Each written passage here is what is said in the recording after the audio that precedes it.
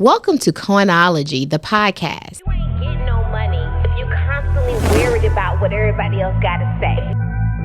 If you constantly got your eyes on what everybody else doing, you ain't getting no money. When it comes down to closing a deal, I get it done. Every single one.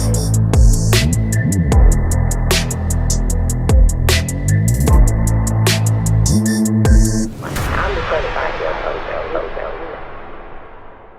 Welcome to Coinology The Podcast. Hey, welcome to another episode of Coinology Season 3. And I'm sitting across from none other than Uyi Abraham, CEO and founder of Vanza. Welcome to Coinology. Thank you, Ebony. It's so much fun to be here today. I'm so glad that you were able to make it out.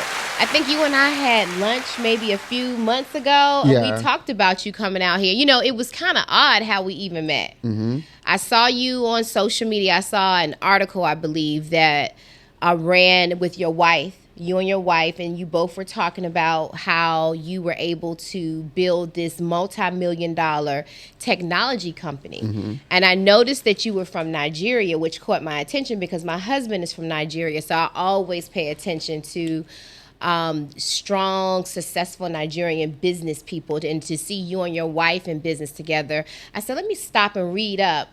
And I just continued to come back. And one day I just hit you up in your DM, and I never do that. Wow. But I said, this is somebody that I need to know. And when it's someone that I need to know and someone I need to meet, I don't hesitate. And one of the things I shared with you is I'm an introvert. Yeah.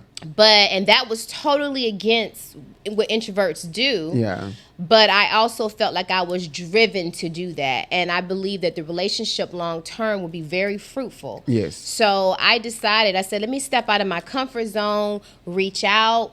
And we had a great connection. And I am so glad that I did reach out to you. So thank you for coming in today and meeting with me today. It's a pleasure. I mean, you are a superstar.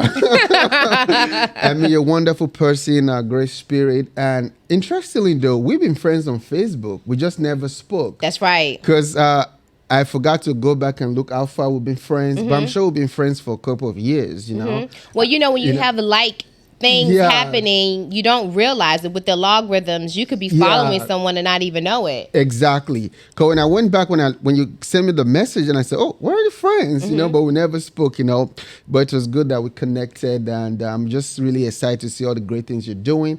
And thank you for having me to be a guest at Coinology, the #1 fastest growing podcast. Wait a minute. Love it. Putting it out there, you know. Love it. Let me ask you a question. As a very busy person, because like I told you, I'm extremely busy. Mm-hmm. So me having the time to stop and inbox and reach out was totally not what I do. Mm-hmm. But how does someone as busy as you and as successful as you are determine if this person is worth having lunch with? How did you know it was worth having lunch with me? Okay, well, first, I went through your page. I saw that you're also doing something very serious and important, because one of the yardstick is that if somebody's not busy already, they're most likely going to waste your time. Yep. Because they have nothing to do. So they have all the time in the world to just inbox random people. So I saw that you're already doing something good for yourself. But the second thing is that sometimes just a gut feeling, right?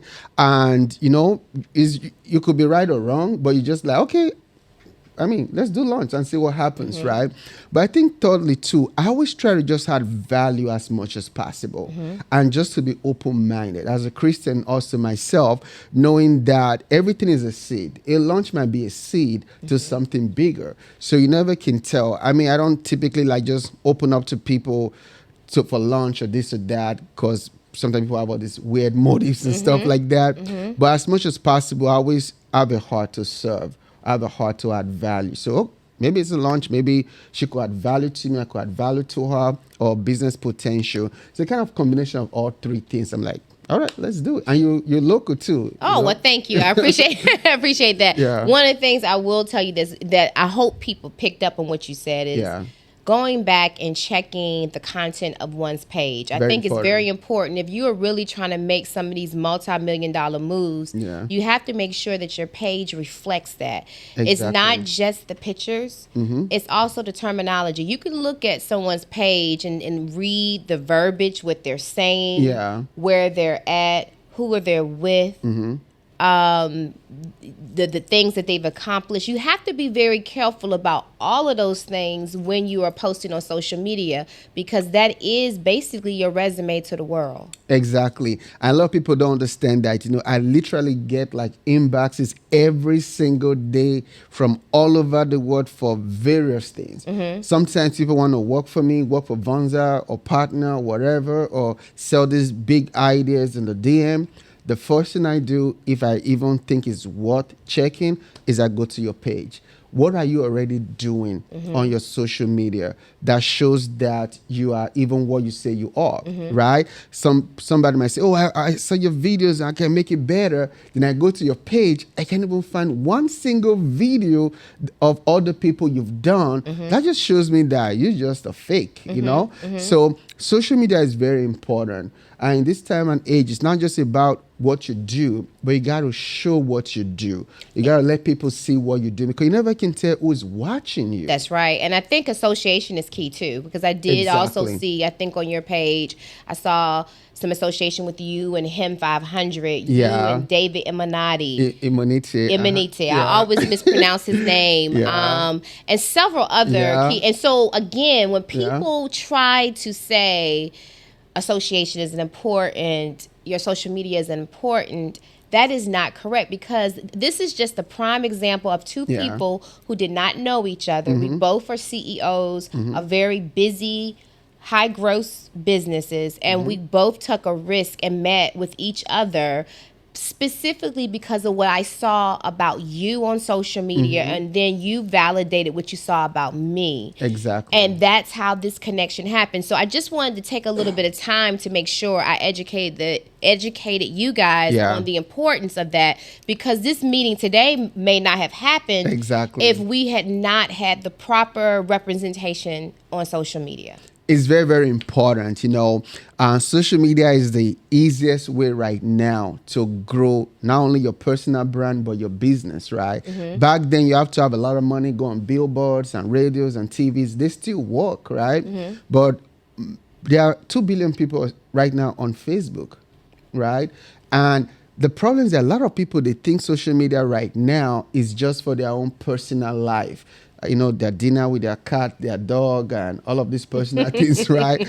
But we are right now in the creator's economy. You got to show your work, show what you do. Association also matters as well, and I think I'm even getting better at this, because I'm also an introvert too. I like to just kind of be behind the scene and just do my thing. And I'm learning more and more and more that people only validate what they see. Social proof, and to be more careful and more conscious of it, because being Nigerian as well, sometimes if you show too much success, it comes with a backlash, because people try to think you're a scammer, I'm surprised you haven't asked me yet, or maybe we're just getting started. It's coming.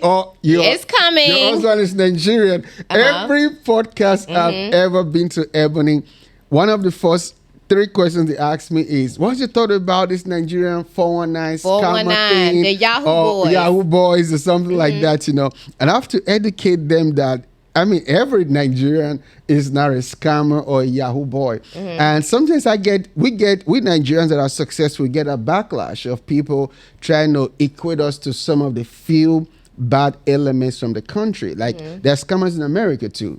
There's scammers everywhere, but Nigeria have this image of that. So sometimes you try to be careful what you put out, because it brings some negative energy here and there. Well, you can get a lot of jealousy and hate. And jealousy, right? Jealousy too, and hating, and people asking for money every single day. Well, but Uyi, I can see why. You're rolling every day. One day is in the Rolls, the next day is in the Bentley. You live in it. But let's talk about that, right? Let's go all the way back to your humble beginnings. Were you born into money? No. Okay, so where were you born? I was born and raised in Nigeria. What part of Nigeria? Benin City, Edo State. Okay. It's about an hour flight from Lagos, 4 hours drive from Lagos. It's south of Lagos. Lagos is like the popular place everybody knows. Yeah, but we're trying to put Lagos is like the New York. Yeah, like New York. Yeah, but we're trying to put Benin City on the map because they're great people and great history, you know. Great art. And great art too. Love Benin. Like this is from Benin, you know. It's red beads, you know. Yep, isn't that the traditional? The traditional. So usually only in the past, only the king and the chiefs wait. But nowadays, you know, they kind of got a little bit more liberal with it. So regular people can wait, you know. So great art, great culture in Benin City. So I came to America years ago with only $100 and a suitcase of clothes. Before we get to you came to America. Yeah. How many brothers and sisters? I have 4 brothers. Five men in total. No sister. No sisters. No sister. Okay, and did you come from a humble family, or were your parents royalty, or? So from my grandma's side, I'm from royalty. I'm from they call the Arrow family from my grandma's side, right? But I wasn't raised by my parents because when I was about 6 years old, my parents divorced and separated. So I was raised by my grandma. Now, wasn't that unheard of back then to get divorced in Nigeria? Because I hear now it's still very difficult for divorcing to happen in Nigeria. It is, but it's also easier now than before. Okay. Because back then there was a lot of shame, right? If a woman is divorced, a family, you know, what helped my mom, because my mom left the marriage, what helped her was because she was also raised by a single mom, which is her mom. So her mom was willing to cover the shame. But if she was raised by her parents or her parents were together, her dad probably would not have allowed her to return back to the house. Because back then, if a woman says she's leaving the home, our own parents, our dad especially, would be like, I got no place for you to come to, right? So you got to stick it there, stay out there, and make the marriage work. So that was how oppressive, so to speak, in my opinion, the society was to women, right? And then too, one of the reasons why that worked so well was because only the men had the economic power. So if she leaves, she got no job, right? She got no education. She can't take care of herself. So she's forced to endure sometimes a very painful and abusive marriage. So your mom left your father. She left my father. That's strength, because I see some of the women today who are in Nigeria that are leaving their husbands and they're getting all type of shame. Yeah. Because it's like, how dare you leave your husband, right? It's a newer phenomenon that's happening. Yeah. But for your mom to leave, and then she had 5 boys. So all of you guys she had 4 for my dad. Okay. Then after my dad, she had the last boyfriend from an Igbo guy from Imo State. Okay, so did she remarry? She wasn't remarried, but they just had a child together. Was there any type of like family shame or anything about having a outside child? Yeah, of course. Okay. There was a lot. To the point that my mom could not even stay in the city. Okay. So she had to relocate out of the country. Then eventually she came to America. Okay. So she left you guys behind with your grandmother, and so your grandmother raised you guys. So you were raised with humble beginnings, right? And so, and I know I already know the answer to this because I know in almost every Nigerian home, education is key. Very key. Okay, so you went to boarding school? No. Okay. Because we couldn't afford it. So I was raised by my grandma. She was doing well. But at the time I was about maybe 9 or 10, she had diabetes complications. So she eventually lost her eyesight. And so then her income really went so bad. Okay. So that's when the suffering really started for us, you know. So, I mean, we walk miles to school sometimes, you know. This is something very interesting, and when I tell you, I try not to be too emotional, because I never, ever remembered. In fact, recently I spoke to my brother about it just to make sure I wasn't crazy. I never, ever remember growing up and eating a full chicken thigh or chicken wing or chicken leg by myself. That was how bad it was. You were always sharing. You always share a chicken wing into 2 or 3 places, and whatever part you get, that was the meat you have to eat. I don't ever remember eating a full boiled egg to myself, except if it was Christmas, Easter, or I'll pretend I was sick so I can get whatever I want to eat. So I'll be like, oh, I'm sick. So grandma be like, oh, you got to eat something. I don't have any appetite. So what we're going to do, I'm like, okay, please, can I get boiled egg and 2 slices of bread and tea? That was the only time I would be able to have or eat whatever I want to eat. So that was traumatic. So I grew up, when I became successful, I dealt for years with what I call poverty trauma.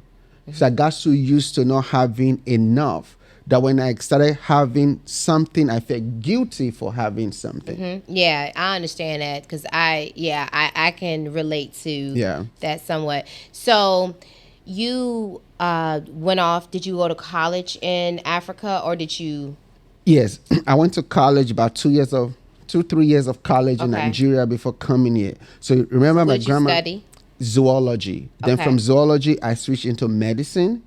So my dream was to become a medical doctor. Because my grandma told me something very important. She couldn't give me anything much, but she gave me a lot of wisdom and proverbs that I still use to today.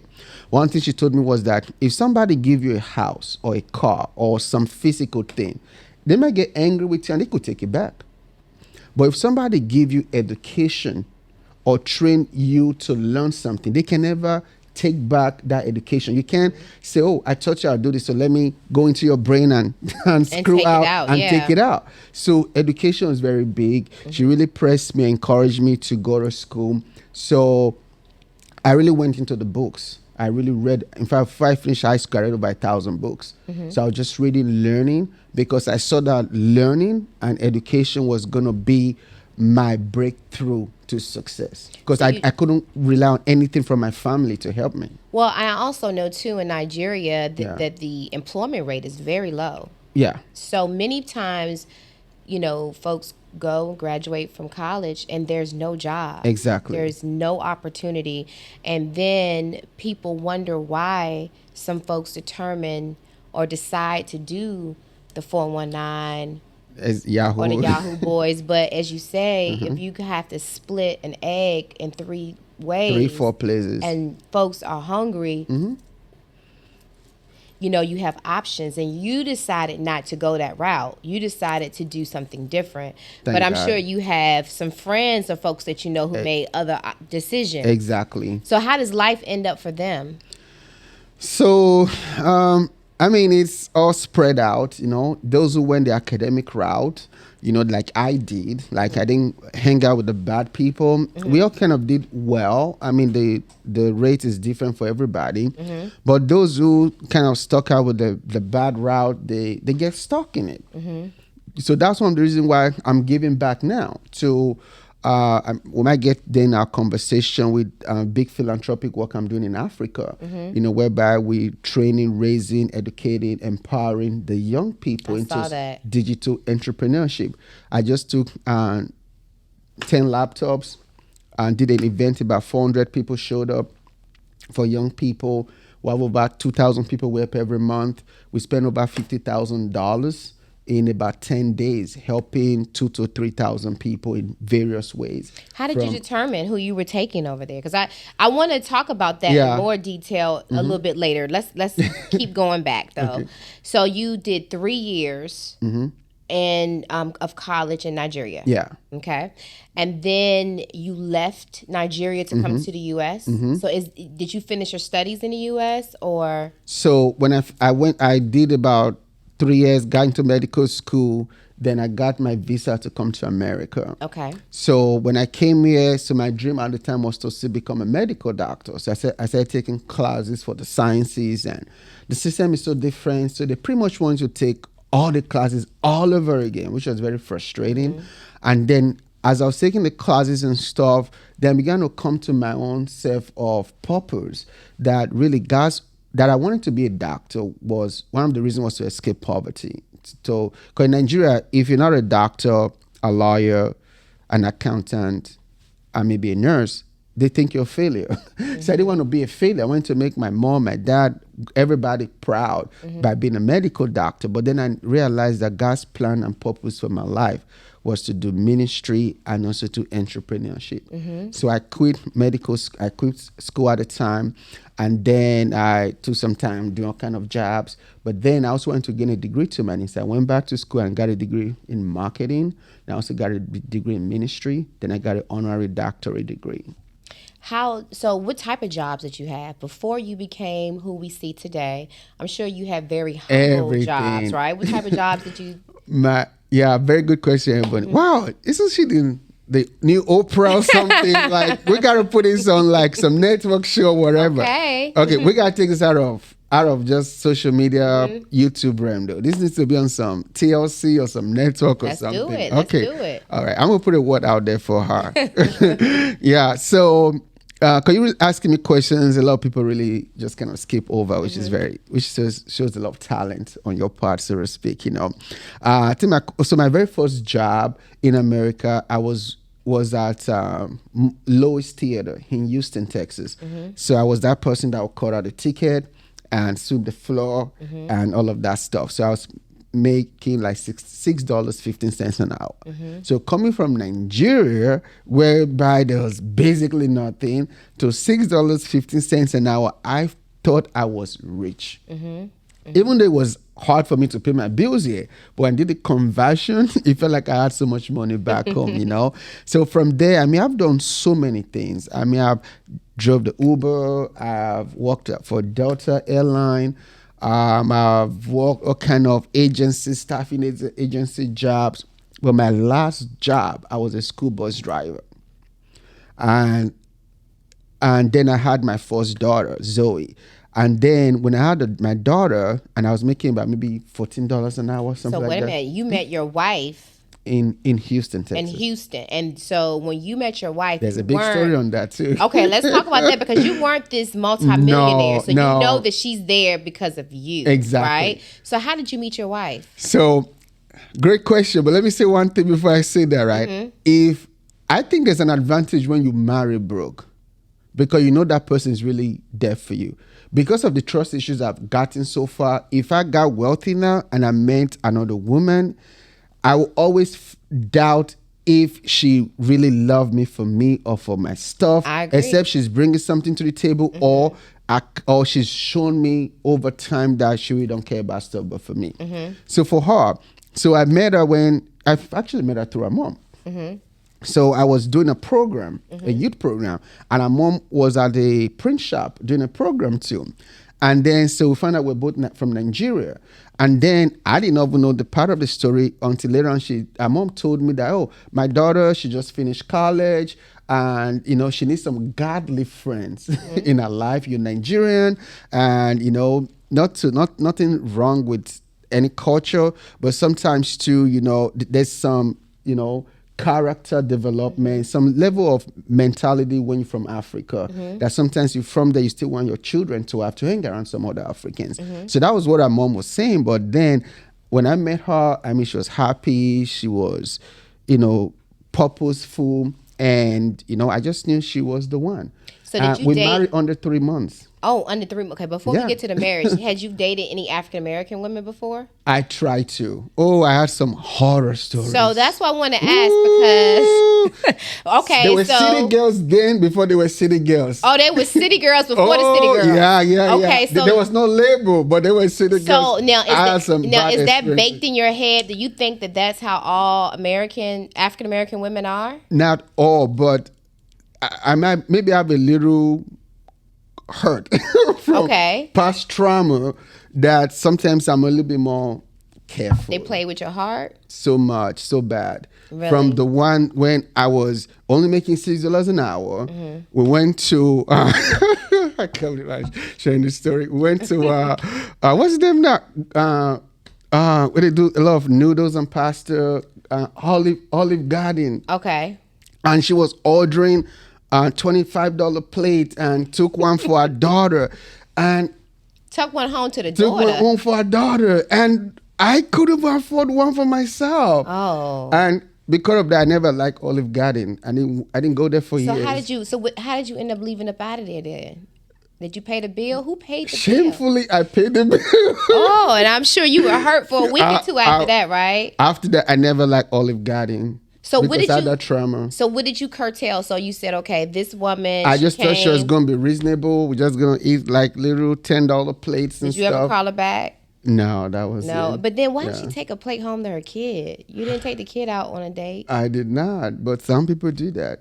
Okay, so. For our daughter, so that and was she ordered. But that's one woman. So the other there was another one too. Women, okay. And of course nothing wrong with African American women. I hope not, because you're talking to one right here. But another one when I only had a old couch in my living room. Mm-hmm. I had no bed. I was sleeping on a futon.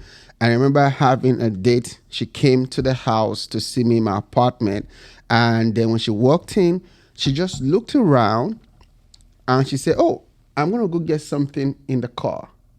And I was sitting right there waiting. After about 30 minutes, I called her and her phone went to voicemail.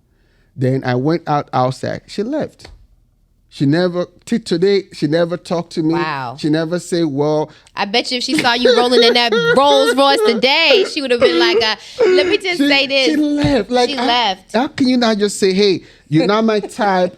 If she had just told me I wasn't her type or that couch wasn't her type, okay? If she had just told me, I wouldn't have felt so bad. Well, she didn't even say a word. But she said, I'm going back. So when women say I'm going back to the car, fellas, it's not. And then something is up. She probably not coming back. Well, let me just say this too. But you gotta also admit that there's a thing out here now.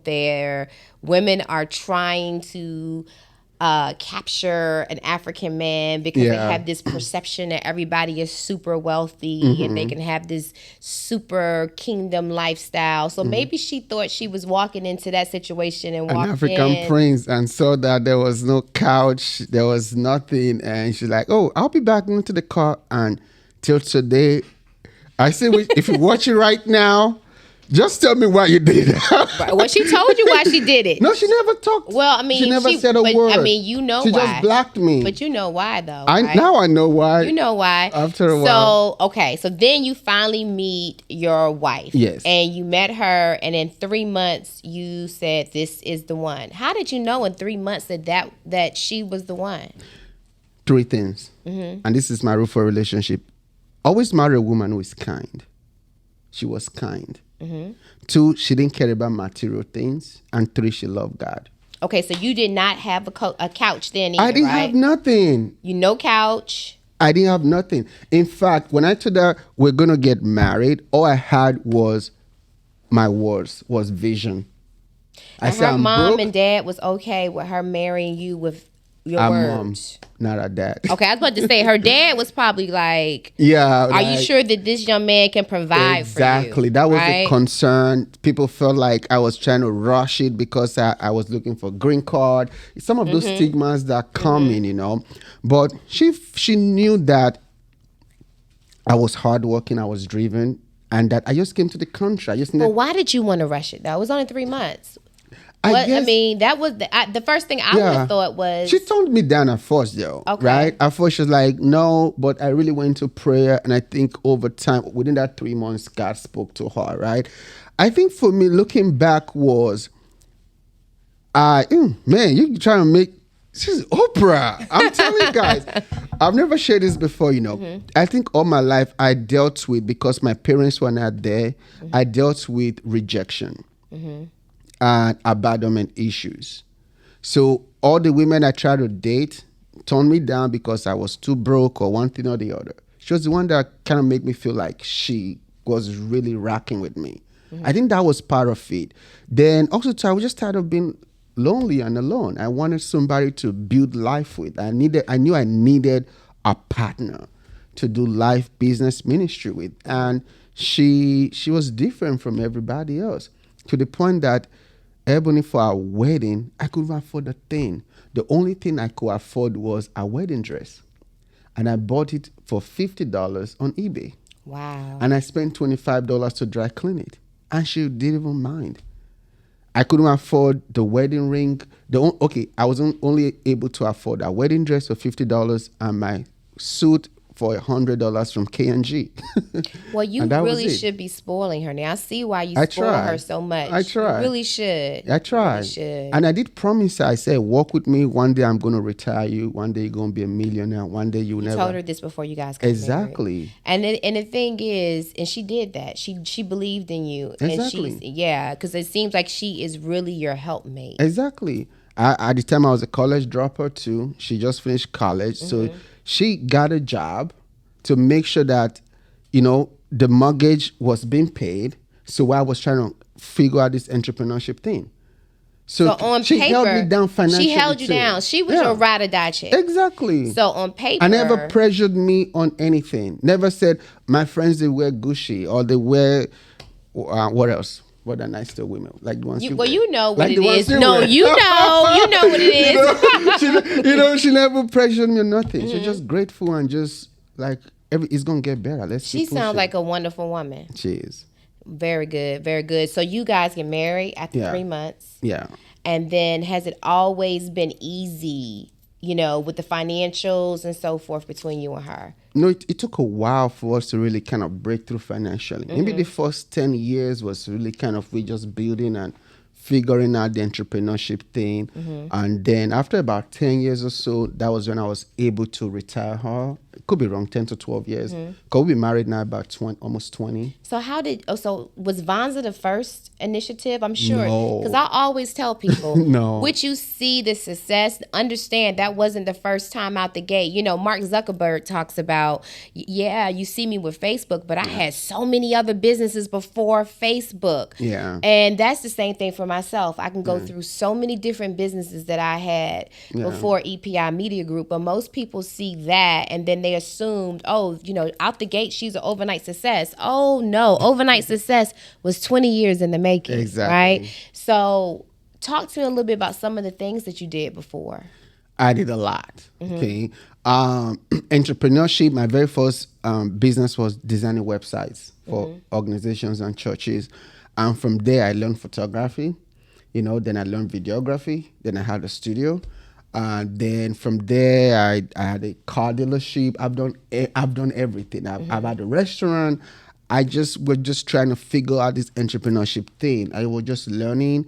I failed in maybe 13 businesses before I probably made my first 6 figures liquid. And from there, I kind of figured out the entrepreneurship thing. And I saw that for me, the grace of my life was online.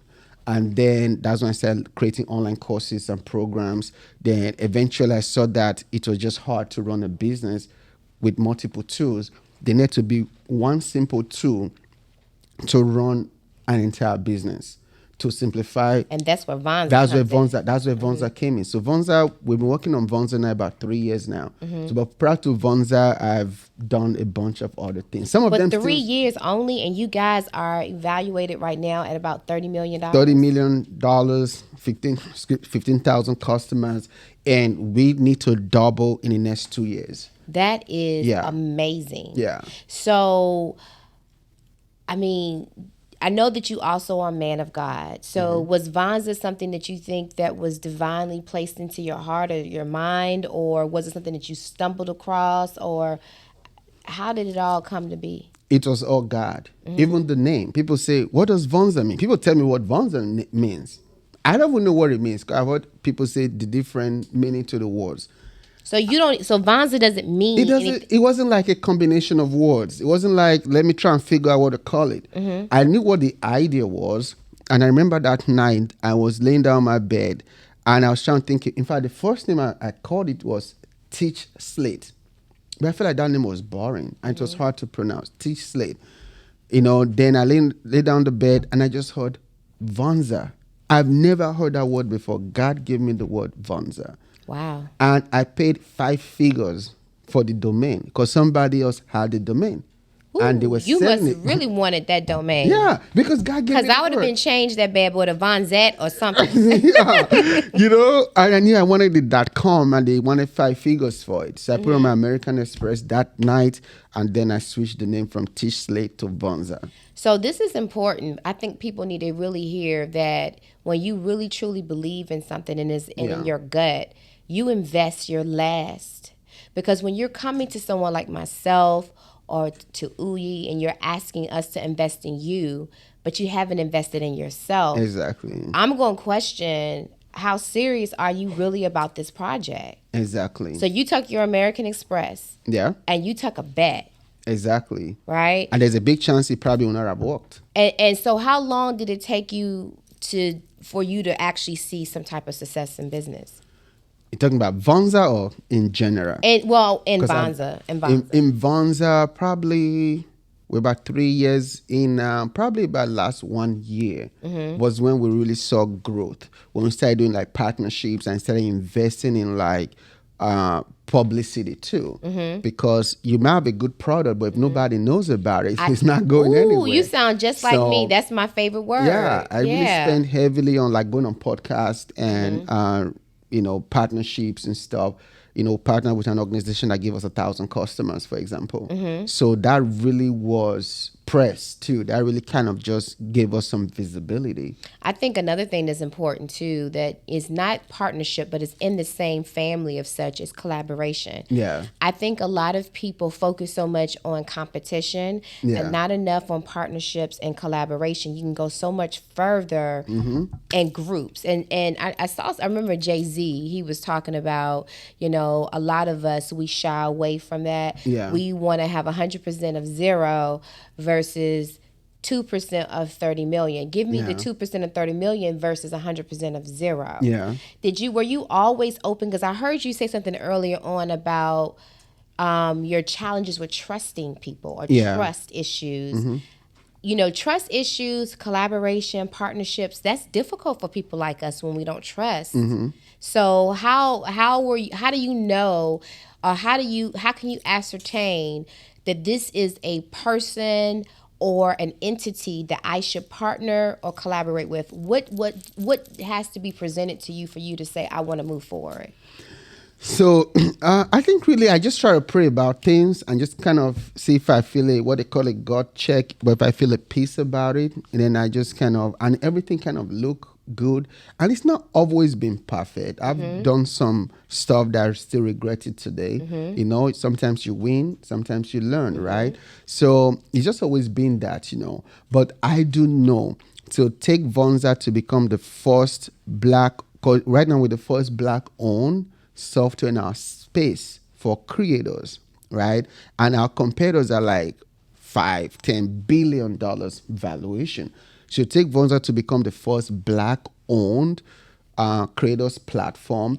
I know I'm going to have to take bigger risks. I have to collaborate with people. I have to build more partnerships. And it's harder too, because sadly in the Black culture, we're so me driven. We're not as open like some other culture when it comes to like collaboration and partnerships. It's easier for me to collaborate with a white person than with a Black person. A white person like, oh, sounds good, let's do it. A Black person, they want to give you the, oh, are we sure this is how long, they give you the, like that trust thing is, they kind of, it's like, a white person saying, invest in me, I want to be the next Kobe Bryant. Black people play basketball better, generally speaking, right? So it's still new for us to see our own people doing what in tech. So sometimes they see that trusting that I'm having to overcome every day. And maybe I'm from Nigeria too. So some people are like, oh, I sure.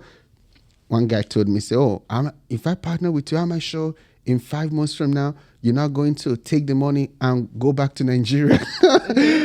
So. But that's a real question that people have to ask. And I will say this. I know in a few questions back, I asked you something and you said, I just prayed on it. Yeah. And I am also a woman of God, and I will pray on it. But I'm also I'm a woman, a businesswoman too. Yeah. So I'm going to trust and verify. So I also want to know a little bit more. So I'm going to pray about it the night before, and then I'm going to get up and I'm going to start researching you. I'm going to start actually understanding what it is I'm getting myself into. I'm going to know my numbers. And I think it's okay for people to ask questions to make sure that their investments are being given into the right places, right? So I think that's important. I think we have to be a little bit more wiser before we actually jump into investments. But I think it's also important, though, that we do collaborate and we do partner because we can go so much further in that. And I also want us to broaden our horizons and not feel as if our partnerships and collaborations only have to be in the Black community, because we need to be able to expand outside in order to be able to help our fellow brothers and sisters. We got to get money outside of this community. That is how all of the other nationalities are doing it. They're getting our money and taking it back to their homes. And so why is it wrong when we do the same thing? Exactly. Nothing is wrong, but from my experience, I've seen that when it comes to the tech space, it's still newer for our culture to see in terms of, investment opportunity compared to if I was selling e-commerce, for example, or have a whatever other type of physical type businesses, But so far, we're still bootstrapped, means that self-funded. We have not taken any traditional VC money or banks money. Wow, so you guys are doing it all. Yeah, but we've received 2 investments from so far. And the very first one was a 6-figure investment from somebody that watched me on a podcast. Wow. From a podcast. I'm like, wow, I like what you're doing. I'm flying to Atlanta. Let's do lunch. I thought it was crazy. I was giving the runaround. And he said, I'm coming to Atlanta. Are you going to be there Thursday? I'm coming. I'm like, if you're going to really fly to Atlanta just to meet me for an hour and fly right back, you must be serious. And he came and wrote a check. I like Vonza. Tell me what the evaluation you think it will be. And I want to be a part of it. That's amazing. From a podcast show.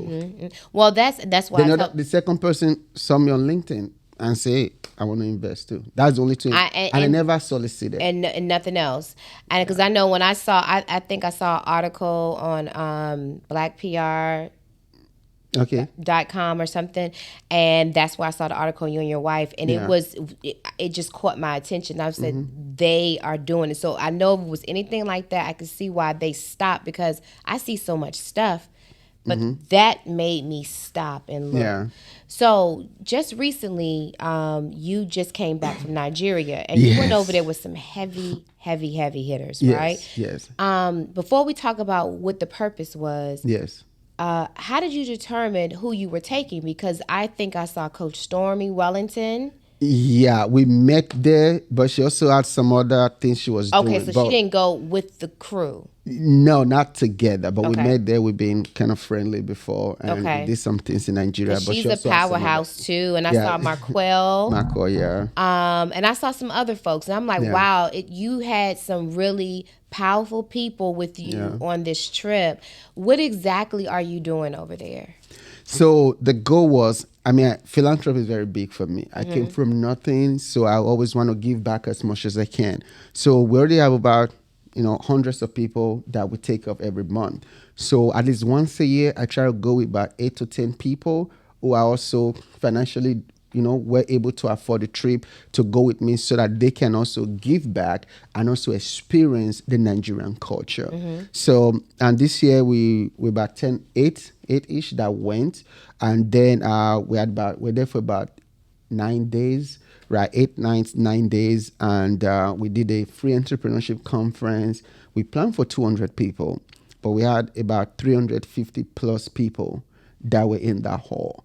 And we had to turn back over 100 people that there was no space to put them.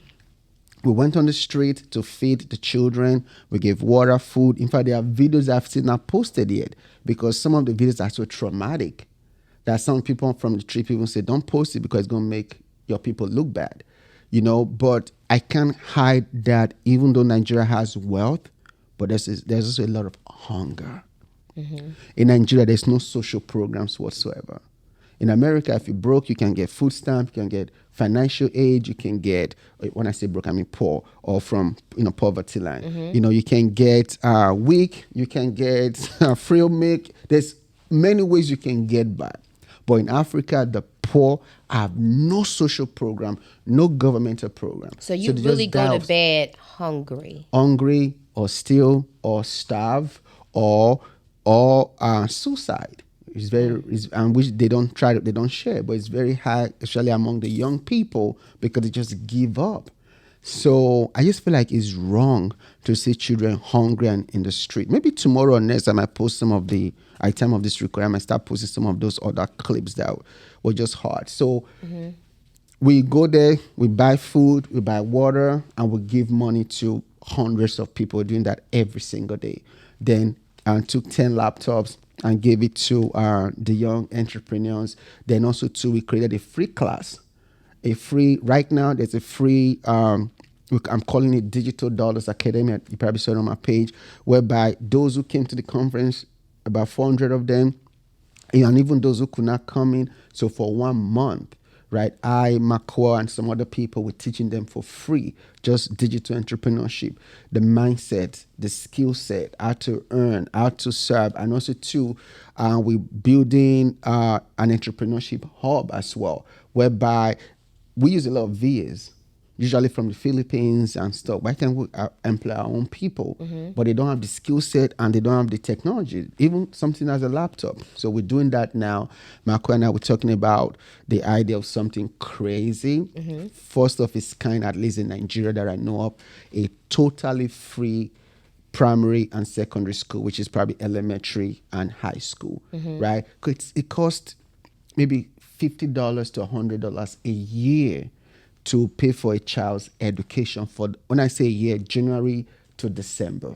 That just, at least their school fees. But if you want to add maybe books and stuff, maybe $100. So like, we can do that. And once also make the education there better. So if you're only going to cost about $100 a year, and we can buy a land, we can build a school. So we're talking about that now, just to give back, just to help as many people as possible, right? Then we give us scholarships. We invested in people's businesses. You'll be surprised that even $100 can change a person's life forever because of the exchange rate. As of the time of this recording, $1 is equal to 900 Nigerian naira. So what is if you have $1,500, Ebony, you enter Nigeria as a millionaire. Well, how does this change November 1st? So I'm sure you've heard about the other countries that are joining and creating one currency. Yeah. And it's supposed to be so powerful that it's going to take 55 American dollars to equal one new currency. And I think Ghana is a part of this. Yeah. Are you familiar with the currency and what you're speaking about? And it's going to cause massive inflation across this country. That's their goal, but I don't know if it's going to happen because the US dollar is still, still the most respected currency. And I don't think the US government is just going to sit idle and let that happen. I know they're going to pull every strings they can. Well, they better get busy because it's right around the corner. Yeah, they're going to pull every strings they can to manipulate that. That could collapse our... Yeah. The fundamentals of the U.S. economy is very strong. So you don't feel that we have anything to worry about? Whatsoever. Because in Europe, there's a euro. The euro in Nigeria, I don't want to speak for the global currency. In Nigeria, the euro is higher than the dollar. The pounds is higher than the dollar. But everybody wants dollar. Because it's still the standard for international transaction, the US dollar, even though it's not the highest. So, but you do know that there was once a time when Rome was Rome. Yeah. Right? Yeah. You don't see this as something of concern for this country. It is. And that's why it's good to diversify. That's why a lot of wealthy people in America, they have investments, houses, gold, all kind of other physical assets outside of the country. In fact, in Nigeria, some people on our trip, they plan to buy houses and go into real estate in Nigeria to just diversify income. Let me just tell you, yes. And see, this is the thing. I we have homes in Nigeria as well. And I remember the very first time I visited Nigeria and went to Victoria Island. Mm-hmm. And am I saying it's Victoria Island, right? Yeah, Victoria Island. Yeah. And it was so beautiful. The sands, the waters. Hawaii, Jamaica has nothing on it. Mm-hmm. And I kept saying, why is there no tourism happening here, right? And this was 20 years ago. Fast forward, during that time I've seen where, of course, there was this big spurge of everyone going to South Africa. But now the move is Ghana. Ghana, yeah. And it seems that, and now I'm hearing a lot in my ear about Botswana, because a lot of the diamonds and the wealth. But I'm not hearing a lot about Nigeria. And Nigeria is supposed to be the USA of Africa. Like, if you go to Africa and you've never been to Nigeria, you've not experienced the whole. It's like coming to America for the first time. But why is Nigeria not at least corruption? The corruption, right? Corruption. It's shame. Right now, when I was getting visa for everybody, to get a Ghana visa is about $60. Mm-hmm.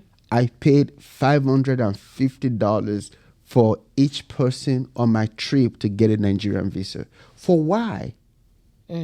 For no reason. Corruption. And that money doesn't go to help the people in Nigeria. Certain people in government are just taking the natural resources into their personal account. Mm-hmm. So corruption is the biggest reason why it's not big in Nigeria. The government, the corruption, because they're stealing from it. They don't. The police. Second, police, the immigration. I mean, everybody that came onto they had the culture shock big time. Oh yeah, especially when they hear your voice. When they hear your voice, it's a wrap. I mean, I had every time they kept stopping our cars and they look into my face. My husband had to keep paying. Yeah, that's what you do, because I mean, when you have guests so the corruption is number one, from immigration to police to the military to politicians to every single thing is pretty much corrupt in Nigeria. The second thing why it's not as big is insecurity. Ghana is safer than Nigeria. Oh yeah, because we had to travel with security. I did at too. all times. I had 24/7 soldiers and special forces that were with me. You better. I won't riding take any around chance. with the Vanza. Did you have the Bentley over there too? No. Okay, I was about to say.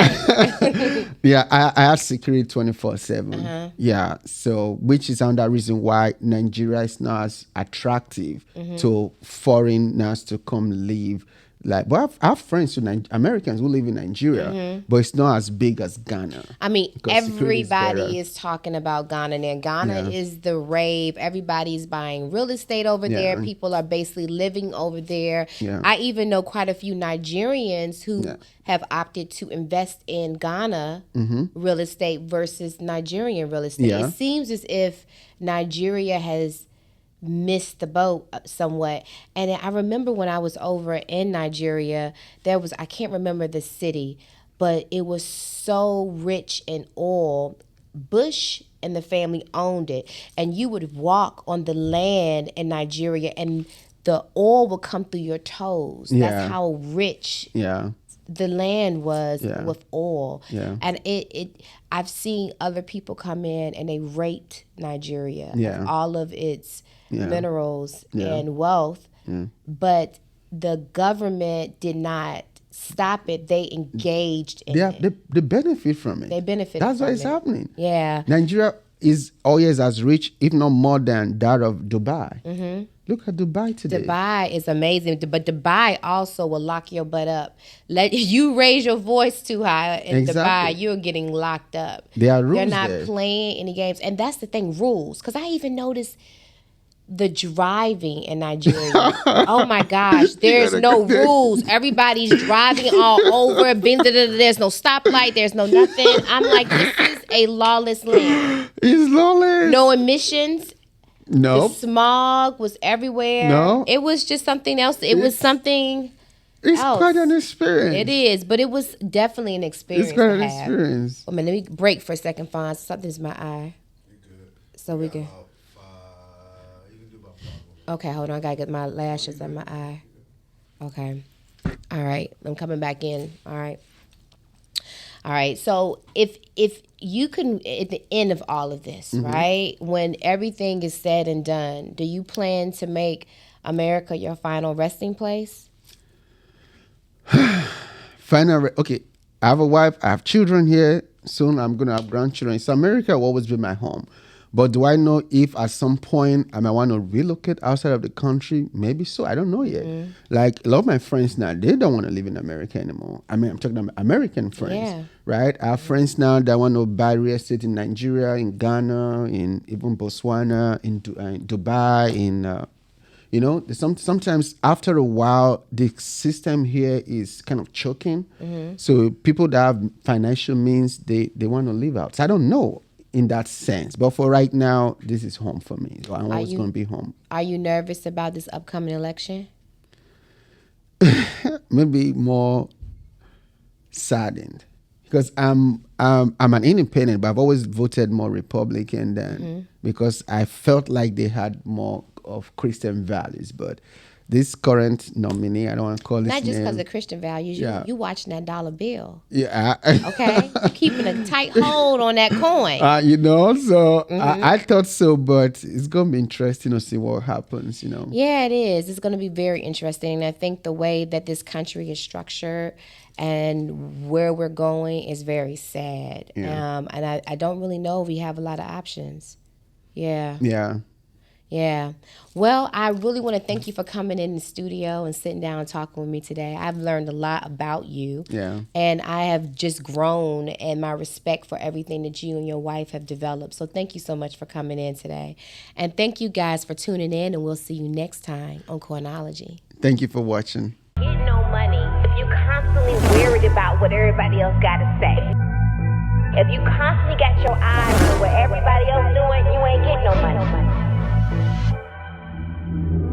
When it comes down to closing the deal, I get it done. Every single one.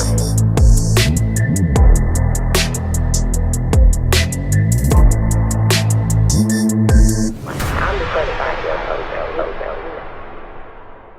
Welcome to Coinology, the podcast.